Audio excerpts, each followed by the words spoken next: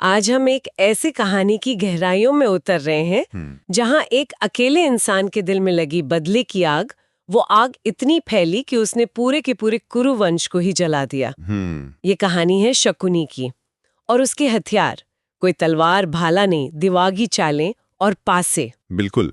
सोचिए, एक आदमी अपने परिवार के साथ जो हुआ उसका बदला लेने निकलता है और इतिहास का पूरा रुख ही मोड़ देता है। और ये कोई आम राजकुमार भी नहीं था।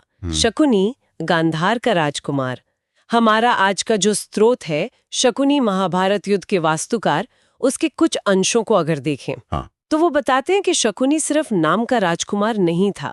उसमें बुद्धि थी, चालाकी थी और राजनीति की गहरी समझ थी। बिल्कुल। तो उसकी कहानी सिर्फ बदले की नहीं है, ये कहानी है कि उसने वो बदला लिया कैसे, क्या स्ट्रैटेजी अपनाई और उसका असर कितना दूर तक गया। हाँ, और इसी स्रोत के जरिए आज हम शकुनी के किरदार को, मतलब उसके चरित्र को थोड़ा समझने की कोशिश करेंगे।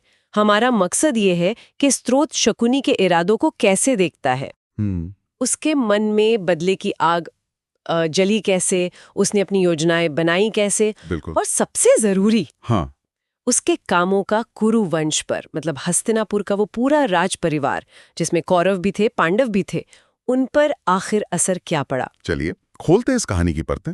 जरूर। तो कहानी शुरू होती है गांधार से। शकुनी वहां राजकुमार है। स्रोत बताता है कि वो अपने राज्य के मामलों में काफी दिलचस्पी लेता था। उसकी राजनीतिक समझ मतलब ठीक ठाक विकसित थी। लेकिन उसकी जिंदगी की जो सामान्य चाल थी वो तब बदलती है जब कुरु वंश के साथ उसके परिवार का रिश्ता जुड़ता है। और ये रिश्ता जुड़ता है भीष्म पितामह के एक फैसले से। जैसा स्रोत में जिक्र है, भीष्म ने हस्तिनापुर के नेत्रहीन राजकुमार धृतराष्ट्र, उनके लिए शकुनी की बहन गांधारी का हाथ मांगा। पर यह समझना जरूरी है कि स्रोत इसे सिर्फ एक शादी का प्रस्ताव नहीं मानता। बिल्कुल नहीं। स्रोत इस बात पर जोर देता है कि गांधार के लिए ना ये एक तरह से राजनीतिक दबाव जैसा था। दबाव मतलब ऐसा फैसला जो उन पे थोपा गया हो, ऐसा महसूस हुआ उन्हें। लगा कि उनकी मर्जी, उनकी सहमति उसको तो पूछा ही नहीं गया। अच्छा। तो यही वो पहली चिंगारी थी स्रोत के हिसाब से, जिसने शकुनी के मन में कुरु वंश के लिए वो एक कड़वाहट पैदा कर दी। ये सिर्फ रिश्ता नहीं था, ये शक्ति का प्रदर्शन था एक तरह से, और गांधार उसमें थोड़ा कमजोर महसूस कर रहा। लेकिन ये तो बस शुरुआत थी, मतलब असल मुश्किल तो इसके बाद शुरू हुई। हाँ बिल्कुल। स्रोत बताता है कि असली अपमान, असली त्रासदी तो शादी के बाद हुई, जब गांधार का शाही परिवार, शकुनी के पिता राजा सुबल भी थे उसमें। जब वो लोग हस्तिनापुर गए तो वहां उनके साथ जो हुआ वो बहुत ही अपमानजनक था। क्या हुआ था? स्रोत क्या कहता है? स्रोत के शब्दों में कहें तो वो सिर्फ बेइज्जती नहीं थी, वो एक सोची समझी साजिश जैसी लग रही थी। उन्हें मेहमानों जैसा सम्मान मिलना चाहिए था, है ना, पर सम्मान देने की बजाय धृतराष्ट्र के दरबार में उन्हें न सिर्फ जलील किया गया बल्कि उन्हें कैद कर लिया गया। सोचिए, पूरा का पूरा शाही परिवार दूसरे राज्य में बंदी। कैद कर लिया, ये तो अविश्वसनीय लगता है। और वो कैद कैसी थी, मतलब कोई मामूली नजरबंदी? नहीं, स्रोत उस कैद की भयावहता का भी जिक्र करता है। वो कोई आरामदायक नजरबंदी नहीं थी। उन्हें जानबूझकर भूखा रखा गया। भूखा? हाँ, बहुत कम खाना दिया जाता था, इतना कम कि बस जैसे तैसे सांस चलती रहे। उन्हें शारीरिक और मानसिक तौर पर तड़पाया गया। स्रोत इस पर बहुत ज्यादा डिटेल में नहीं जाता, पर जो इशारे मिलते हैं वो दिल दहलाने वाले हैं। बाप रे। हाँ, और उसी थोड़े से खाने पर एक एक करके शकुनी के भाई और आखिर में उसके पिता राजा सुबल, उन्होंने भी दम तोड़ दिया। पूरा परिवार उसी कैद में? हाँ, कल्पना करना भी मुश्किल है कि उस नौजवान राजकुमार पर क्या गुजरी होगी। अपनी आंखों के सामने अपने पूरे परिवार को भूख से, दर्द से धीरे धीरे मरते देखना। स्रोत इसी घटना को शकुनी की जिंदगी का वो मोड़ मानता है जहां से सब कुछ बदल गया। ये वो पल था जिसने शकुनी को हमेशा के लिए बदल दिया। स्रोत कहता है कि अपने पिता और भाइयों की लाशों के बीच अकेला बचा शकुनी, उसने उसी जेल में कसम खाई। हाँ, कसम खाई कि जिस कुरु वंश ने उसके परिवार को ऐसे तड़पा कर मारा है, वो उस पूरे वंश को जड़ से मिटा देगा। पूरे वंश को? हाँ, सिर्फ धृतराष्ट्र या किसी एक से बदला नहीं, पूरे कुरु साम्राज्य की नींव हिला देगा। ये उसका प्रण था। और स्रोत के मुताबिक ये सिर्फ गुस्से में ली गई कसम नहीं थी, ये उसकी जिंदगी का एकमात्र मकसद बन गया। उसकी हर सांस, हर सोच, हर चाल, बस उसी कसम के इर्द गिर्द उसने अपने दुख को, अपने गुस्से को एक ठंडे कैलकुलेटिव बदले में बदल दिया। उसका पूरा वजूद ही जैसे उसी बदले की आग में ढल गया। तो यहाँ से शकुनी की असली रणनीति शुरू होती है। वो गांधार वापस नहीं गया, नहीं, बल्कि उसने हस्तिनापुर में ही रहने का फैसला किया। ये भी अजीब है ना, दिव्याएं, उस जगह रहना जहां उसका सब कुछ छिन गया था। अजीब है, लेकिन स्रोत बताता है कि ये उसकी योजना का हिस्सा था। बहुत सोचा समझा कदम। कैसे? उसने क्या किया कि वो अपने भांजे दुर्योधन उसके करीब आ गया, बहुत करीब। वो सिर्फ नाम का मामा नहीं बना, वो दुर्योधन का सबसे खास सलाहकार बन गया, उसका विश्वास पात्र। अच्छा, स्रोत इसे शकुनी की चालाकी का एक बेहतरीन उदाहरण मानता है। उसने दुर्योधन के मन को, उसकी पर्सनालिटी को बहुत ध्यान से पढ़ा। कैसे पढ़ा? मतलब उसने दुर्योधन को प्रभावित कैसे किया? स्रोत क्या कहता है इस बारे में? स्रोत बताता है कि शकुनी ने दुर्योधन के मन में जो पहले से कमजोरियां थीं, जैसे असुरक्षा का भाव, जलन, अहंकार और राजा बनने की जबरदस्त इच्छा। हाँ, दुर्योधन में ये सब तो था। बिल्कुल। दुर्योधन हमेशा पांडवों से, खासकर युधिष्ठिर और भीम से, कहीं ना कहीं खुद को कम समझता था, और राज्य का लालच तो उसमें कूट कूट कर भरा था। तो शकुनी ने क्या किया? शकुनी ने इन्हीं भावनाओं को हवा दी है। स्रोत एक मुहावरे का इस्तेमाल करता है, कानों में जहर घोलना। जहर घोलना? हाँ, मतलब शकुनी लगातार दुर्योधन को पांडवों के खिलाफ भड़काता रहा, उसकी इच्छाओं को और उकसाता रहा, उसे ये यकीन दिलाया कि हस्तिनापुर का सिंहासन वो सिर्फ उसी का हक है और पांडव रास्ते का कांटा है। तो वो सिर्फ सलाह नहीं दे रहा था, वो तो दुर्योधन की पूरी सोच को ही बदल रहा था, उसे अपने बदले के लिए तैयार कर रहा था। बिल्कुल, एक हथियार की तरह। ये वाकई एक खतरनाक खेल था, कुरुवंश के भविष्य के साथ खेलना। और ये कोई एक दो दिन में नहीं हुआ, बहुत धीरे धीरे सालों तक शकुनी ने दुर्योधन के मन में ये जहर भरा। उसने कुरुवंश के अंदर जो दरारें थीं उन्हें और गहरा किया। जैसे उसने दुर्योधन को कुरुवंश के बड़े बुजुर्गों की सलाह, भीष्म की, विदुर की, उनको नजरअंदाज करने के लिए उकसाया। वो धीरे धीरे दुर्योधन को पूरी तरह अपने असर में ले आया और इस तरह कुरुवंश के विनाश की जमीन तैयार करता रहा। पर्दे के पीछे का असली खिलाड़ी वही था। और फिर आया वो पल जिसने सब कुछ बदल दिया, जिसने इस अंदरूनी लड़ाई को एक खुले मैदान में ला खड़ा किया। द्यूत क्रीड़ा, पासे का खेल। हाँ, द्यूत क्रिया। स्रोत इस घटना को बहुत ज्यादा महत्व देता है। इसे सिर्फ एक जुआ नहीं मानता वो। तो क्या मानता है स्रोत? बिल्कुल नहीं। स्रोत इसे शकुनी की रणनीति का, कह सकते हैं, चरम बिंदु मानता है। एक ऐसा युद्ध जो बिना तलवार उठाए लड़ा गया, बिना खून बहाए। हाँ, बिना खून बहाए, लेकिन जिसके जख्म शायद तलवार से भी ज्यादा गहरे थे। और ये कहाँ हुआ? दरबार में, भरी सभा में। कुरुवंश के सारे बड़े बूढ़े सब मौजूद थे। ये शकुनी का मास्टर स्ट्रोक था।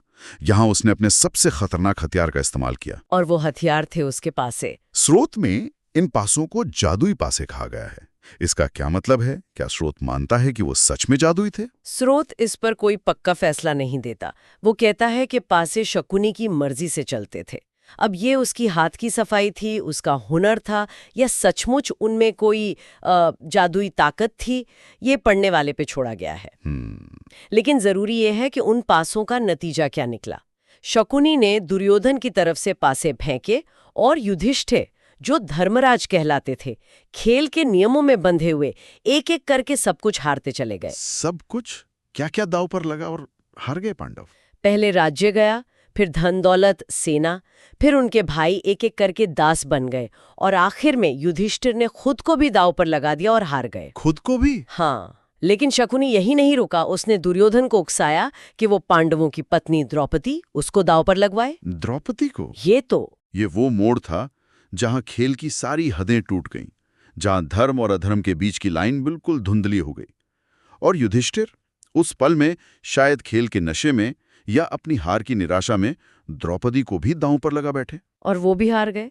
ये घटना तो सिर्फ पांडवों की हार नहीं थी, ये तो बहुत बड़ा अपमान था। बिल्कुल। स्रोत इसे कुरुवंश के नैतिक पतन का, मतलब मॉरल डाउनफॉल का प्रतीक मानता है।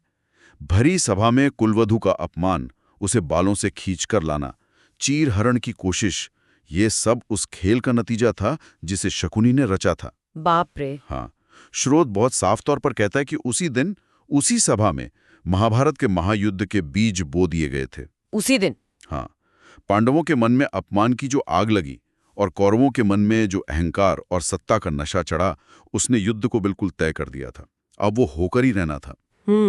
शकुनी ने सफलतापूर्वक कुरुवंश के 2 सबसे ताकतवर हिस्सों को एक दूसरे का जानी दुश्मन बना दिया था। उसका बदला पूरा होने के करीब था। तो शकुनी ये जानता था कि अब युद्ध होगा। उसे अंदाजा था कि उसकी चालें किस तरफ जा रही हैं। स्रोत के अनुसार हाँ, वो सिर्फ जानता ही नहीं था बल्कि शायद यही चाहता था। यही चाहता था, युद्ध। हाँ, उसका लक्ष्य ही था कुरुवंश का पूरा विनाश। ये पासे का खेल तो उस विनाश की बस शुरुआत थी। उसने ऐसे हालात पैदा कर दिए थे जहां से पीछे हटना मुमकिन नहीं था। अब या तो पांडव हमेशा के लिए दास बनकर रहते या फिर युद्ध होता, और शकुनी जानता था कि पांडव युद्ध ही चुनेंगे। और युद्ध हुआ भी। महाभारत का वो भयानक युद्ध जिसमें लाखों लोग मारे गए। कुरुक्षेत्र की धरती खून से लाल हो गई। पूरा कुरुवंश, कौरव और पांडव दोनों तरफ से लगभग खत्म हो गया। शकुनी का बदला पूरा हुआ। हाँ, उसका बदला पूरा हुआ, लेकिन इसकी कीमत बहुत भयानक थी। उसने जिस वंश से बदला लेना चाहा वो वंश ही मिट गया। साम्राज्य उजड़ गए, परिवार बिखर गए, और अंत में शकुनी खुद भी उसी युद्ध की आग में जल गया। स्रोत बताता है कि युद्ध के आखिरी दिनों में सहदेव के हाथों उसकी मौत हुई। लेकिन स्रोत यहाँ एक और थोड़ी चौंकाने वाली बात कहता है। वो कहता है कि मरते समय शकुनी के चेहरे पर दर्द या पछतावा नहीं था, बल्कि वो हंस रहा था। हाँ, ये हंसी क्यों? इसका क्या मतलब? ये इस कहानी का शायद सबसे गहरा हिस्सा है। स्रोत इस हंसी का मतलब समझाता है। ये किसी जीतने वाले योद्धा की हंसी नहीं थी। तो ये एक गहरे भयानक संतोष की हंसी थी। शकुनी इसलिए हंस रहा था क्योंकि उसने वो कर दिखाया था जो उसने कसम खाई थी। उसने सिर्फ कौरवों को नहीं हराया था या सिर्फ पांडवों को दुख नहीं पहुंचाया था, उसने कुरुवंश की आत्मा को ही नष्ट कर दिया था। कुरुवंश की आत्मा, इसका क्या मतलब है स्रोत के हिसाब से? स्रोत कहता है कि शकुनी ने कुरुवंश के मान को, उसके घमंड को, उसके तथाकथित धर्म और न्याय के दंभ को बिल्कुल तोड़कर रख दिया था। अच्छा। उसने उस वंश की नींव को, उसके मूल्यों को, उसके भविष्य को ही मिटा दिया था। उसने ये दिखा दिया कि जिस साम्राज्य ने अहंकार, अन्याय और धोखे के दम पर उसके परिवार को खत्म किया, वो खुद भी अंदर से कितना खोखला और अन्यायी है। ओहो। तो उसकी हंसी इस बात का प्रतीक थी कि उसने सिर्फ शरीर नहीं मारे, उसने उस पूरे सिस्टम को, उस पूरी सोच को ही खत्म कर दिया था जिसने उसे और उसके परिवार को दर्द दिया था। उसका बदला सिर्फ मारकाट से कहीं आगे का था। ये तो बहुत गहरा विश्लेषण है। तो शकुनी की कहानी, जैसा ये स्रोत हमें दिखा रहा है, वो सिर्फ एक विलन की कहानी नहीं है। नहीं, ये अन्याय से पैदा हुए बदले की कहानी है, जो इतना बड़ा हो गया कि उसने सब कुछ जलाकर राख कर दिया, दुश्मन को भी, दोस्त को भी, और आखिर में खुद को भी। बिल्कुल। ये कहानी हमें सोचने पर मजबूर करती है कि बदले की असलियत क्या है। क्या अन्याय का जवाब और ज्यादा अन्याय हो सकता है? शकुनी ने अपने परिवार के साथ हुए अन्याय का बदला लिया, ये सच है, लेकिन उसके तरीके, वो भी तो छल और धोखे से भरे थे, और आखिर में एक महाविनाश का कारण बना। ये दिखाता है कि बदले की आग अक्सर उसे जलाने वाले को भी जला देती है। और शायद यही इस स्रोत का मुख्य संदेश भी है जो उसके आखिरी वाक्यों में नजर आता है। हाँ, स्रोत का जो निष्कर्ष है वो बहुत दमदार है। वो कहता है, शकुनी का प्रतिशोध सिर्फ एक बदला नहीं था, वो एक आग थी जिसने अहंकार, अन्याय और धोखे के साम्राज्य को राख बना दिया। अहंकार, अन्याय और धोखे के साम्राज्य को राख बना दिया। हाँ, ये पंक्तियां हमें उस तबाही की याद दिलाती हैं जो तब शुरू होती है जब न्याय का रास्ता छोड़कर बदले का रास्ता चुना जाता है। ये वाकई सोचने वाली बात है। क्या बदला कभी सच में न्याय दिला सकता है, या वो हमेशा अपने पीछे सिर्फ बर्बादी ही छोड़ जाता है? और क्या अन्याय के जवाब में किया गया अन्याय कभी सही हो सकता है? इन्हीं सवालों के साथ हम इस चर्चा को यहीं रोकते हैं, ताकि सुनने वाले इन पर खुद सोच